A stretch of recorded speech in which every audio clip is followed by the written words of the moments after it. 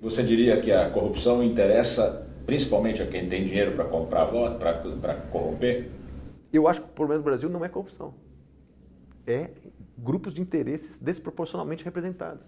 Corrupção, no meu modo de ver, é marginal no Brasil, como problema coletivo. Mas esses grupos de interesse, como é que eles fazem para ter a votação? Eles se retroalimentam. O cara consegue bancar as posições deles no Estado, no governo, ele retribui com aumento, aí ele ajuda nas eleições, ele é uma máquina que se retroalimenta. Mas aí tem corrupção. Pode ter desvio de, vamos dizer, de interesse público, eu diria, mais fortemente, né? Interesses provinciais. Exatamente. Exatamente. É a base do cara. Então ele falou, meu, se eu votar isso contra, amanhã eu vou pedir voto, eu estou perdido. Então fica um jogo, aí os sindicalistas que são beneficiados dali também apoiam a empresa, apesar de ser contra o resto dos trabalhadores do Brasil, tá certo? O setor empresarial aceita isso. Você podia ter todas as outras federações industriais do país dizendo contra.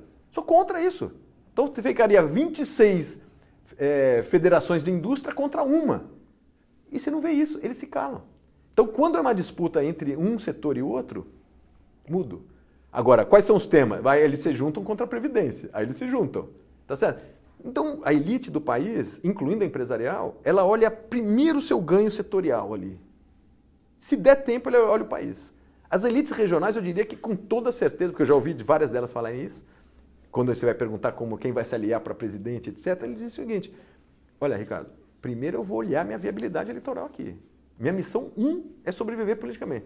Depois que eu armei meu esquema aqui no Estado, aí eu levanto a cabeça e vejo quem vou apoiar nacionalmente. Mas ele condiciona 100% a aliança dele nacional com a sua viabilidade.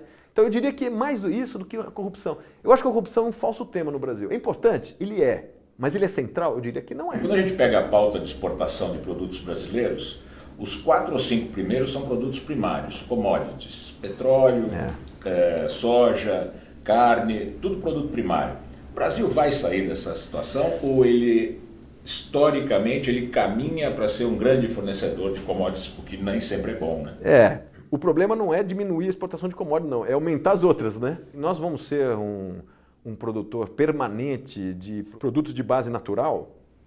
O Brasil tem isso de positivo, então eu não vejo problema, desde que seja compatível com as questões ambientais. A gente sabe que a grande agricultura não é favorável à empregabilidade, ela tem um monte de questões, mas é um ativo importante para você agregar valor de outras maneiras. E aí vem a famosa curva sorriso, né? Você ter um ativo que seja mineração, óleo e gás, agricultura, né, de base natural, pode ser interpretada de duas maneiras.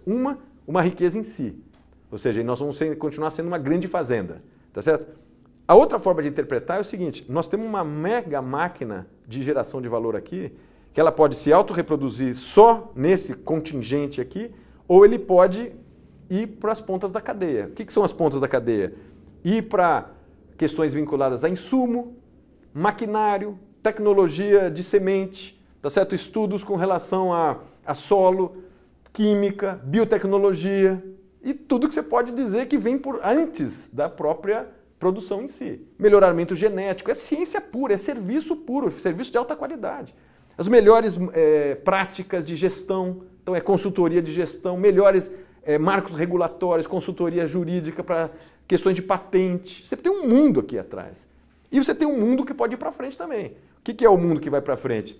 É agregar valor no grão, no petróleo, na carne, melhorar a indústria de alimento, fazer a distribuição, agregar marca, agregar logística, a lógica financeira vinculada ao processo, ir para o mercado de commodities, mercado financeiro, mercado de futuro, que tudo é indústria junto com esse potencial. O problema é esse potencial não estar associado a uma estratégia de agregação de valor para frente e para trás. Né? E eu acho que tem espaço para isso. Em algumas poucas cadeias a gente mostrou que isso é possível. Então você vai em torno do pré-sal, por exemplo, eu acho que é um bom caso. O Brasil é um dos melhores países para fazer robô de profundidade, para operar lá na base. Não é porque a gente começou a produzir robô, é porque a gente tinha que explorar o petróleo, não tinha oferta, tinha que resolver o problema. E inovação é assim, né? Inovação é você se dispor a, de maneira eficiente, economicamente eficiente, resolver um problema econômico.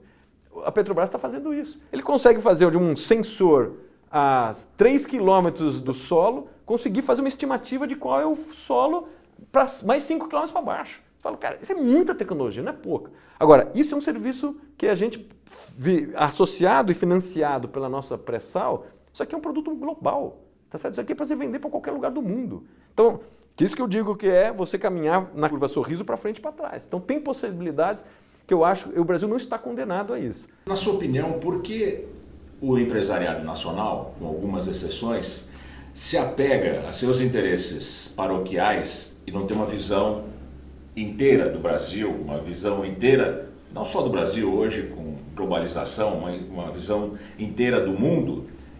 Isso não acaba prejudicando o empresariado? E parece que é um cálculo de risco, assim, né? Se eu tenho condição de conseguir manter uma certa rentabilidade para o meu negócio, uma certa proteção para o meu negócio, buscando uma alternativa via regulação, né? Via mão do Estado de alguma maneira, ou subsídio, ou crédito, ou proteção comercial. Nesse jogo, né, de ação coletiva, é uma... Para a cabeça do cara, se ele achar que isso é uma estratégia viável, racionalmente para ele, é melhor tomar essa decisão. O sujeito só vai competir se ele realmente precisar. Em geral, em rentabilidade, em sobreviver, se é do seu patrimônio, etc. Então, assim, se a gente não conseguir desmontar essas facilidades em torno das quais um conjunto importante das empresas brasileiras logram esse ambiente favorável, não tem jeito, não vai sair, porque o sujeito, de maneira individual, não vai tomar essa decisão. E aí eu diria, de novo, que não é só uma questão empresarial, porque os outros interesses envolvidos na cadeia também. Então, por exemplo, será que beneficia só as montadoras você ter um ambiente que é particularmente favorável, protegido, ou favorece também o sindicato dos trabalhadores das montadoras? E o setor de autopeça e mais os sindicatos do setor de autopeça. Esse pessoal todo, além do regional, então, esse é o tipo de desafio que a gente precisa ter. Não é simples, por isso que eu nunca acho que a resposta da corrupção é uma resposta satisfatória.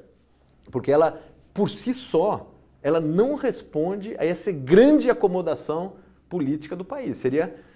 Eu acho que seria um equívoco analítico achar, e eu acho que é uma grande questão do debate hoje na política. Tem pessoas que acham que a corrupção é o centro do debate. Eu acho que não é o centro do debate. Primeiro que ela é muito democraticamente distribuída, tá certo? A não ser alguns poucos hipócritas que acham que isso tem coloração ideológica ou de classe, tá certo? Infelizmente não tem. O grande não é político. As nossas decisões, em alguns campos, foram muito corretas. Em alguns campos foram muito erradas, e a gente, nessas que estão sendo erradas, nós estamos com dificuldade de sair desse empate político. Nós temos E aí vem a questão você só sai de empate político quando você consegue que uma força monte uma coalizão de interesses suficientemente forte para quebrar o status quo. De maneira organizada, você desmonta a partir de uma grande coalizão de interesses sobre uma agenda distinta. Tá certo? Essa agenda de corrupção no meu modo de ver, leva muito a essa ideia de que, vamos explodir o Brasil porque está tudo errado. Essa leva... É primário. E aí leva esses candidatos que a gente tem aí. A questão da corrupção, essa questão de simplificar um grande jogo político que a gente tem no Brasil, de interesses, não se explica por classe, porque você tem diferentes interesses nas várias classes.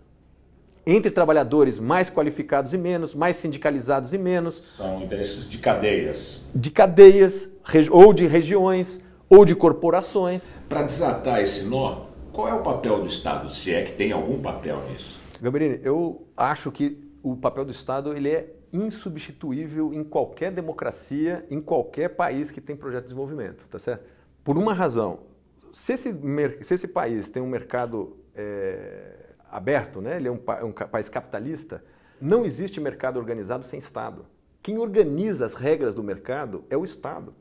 Tá certo? Um mercado que funcione sem regras bancadas por um Estado não existe. Ele é anarquia. Não tem medida de valor, não tem moeda, não tem absolutamente nada. Não existe. Essa ideia do livre mercado, tem alguns que dizem que prescinde do Estado. Exatamente o contrário. O mercado que funciona bem é o mercado que tem a melhor regulação bancada por um Estado por trás.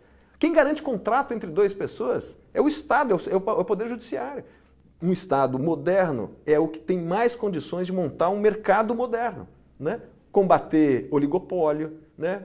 E N questões vinculadas ao funcionamento bom, eficiente de um mercado. Então, o Estado, para isso, é bastante essencial. Você quer deixar para a próxima geração um ambiente de tal maneira, único ser, né, social, capaz, ator social capaz de garantir isso, é o Estado.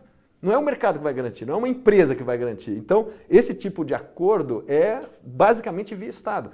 Previdência social, desenvolvimento de tecnologias fundamentais, defesa, né? Segurança e defesa, estabilidade e paz, é Estado. Então, assim, é outra função que é indelegável. Só tem um ator capaz de superar esse, vamos dizer, esse dilema do curto e do longo prazo, chama-se Estado.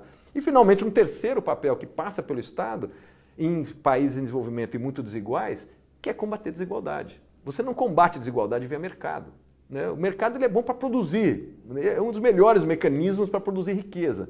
Não é o melhor para distribuir riqueza quando o ambiente é muito assimétrico por definição, né? Por saída. Depois que você já estabilizou um pouco a situação da sociedade, você pode só corrigir na margem. Não é o caso do país em desenvolvimento. Quando o país é em desenvolvimento, não tem outro mecanismo que não seja a transferência de renda via Estado, políticas públicas focadas, onde a própria sociedade concorda que é socialmente justo e economicamente interessante. Né? Então, assim, eu vejo um Estado com um papel inescapável em qualquer projeto de desenvolvimento de um país como o Brasil. Né? Então, eu acho que o Brasil está claramente discutindo essa questão.